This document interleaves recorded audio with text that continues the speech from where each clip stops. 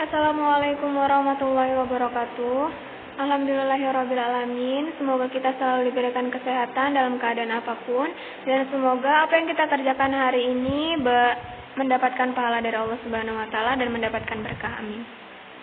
Baiklah, di sini Ibu akan melanjutkan materi kita masih tentang fungsi, yaitu korespondensi satu-satu.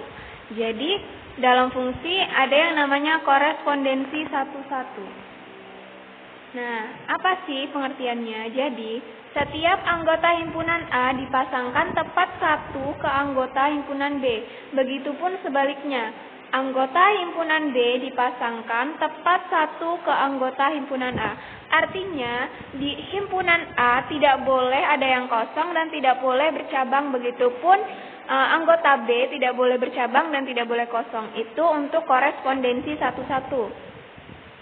Nah, contohnya misalkan ada himpunan negara dengan lagu kebangsaannya. Pastikan negara itu punya lagu kebangsaan dan dia tidak bisa dipasangkan dengan negara lain, karena itu sudah menjadi korespondensi satu-satu, sudah tetap hanya satu tujuan. Nah, banyaknya korespondensi satu-satu ada rumusnya. Rumusnya adalah N tanda seru, artinya N tanda seru itu dibaca N faktorial, di mana N faktorial itu 1 dikali 2 dikali 3 sampai ke N. Kalau misalkan 3 faktorial berarti bisa 1 kali 2 dikali 3. Kalau 4 faktorial berarti 1 dikali 2 dikali 3 dikali 4, begitu seterusnya. Nah, untuk contoh korespondensi satu-satu, nah, diketahui M sama dengan A, B, C dan N-nya 1, 2, 3. Tentukan banyaknya korespondensi satu-satu yang mungkin dari M ke N. Berarti kita suruh menentukan korespondensi satu-satu dari M ke N. Penyelesaian. NM sama dengan 3. Jadi banyaknya anggota M itu ada 3, A, B, C. Dan N-nya ada 3 juga, yaitu 1, 2, 3.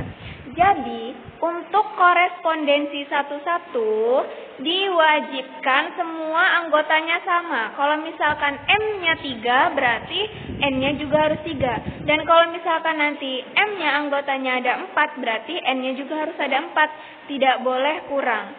Kalau misalkan salah satunya ada yang berbeda, banyaknya anggotanya beda, berarti itu bukan korespondensi satu-satu.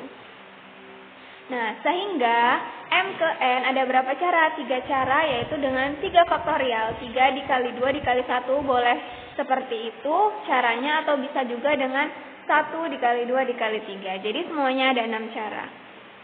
Nah, diagram panahnya adalah ini. Yang pertama,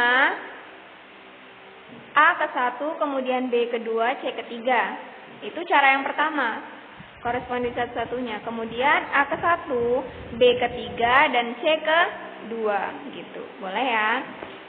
Intinya dalam diagram ini hampir sama dengan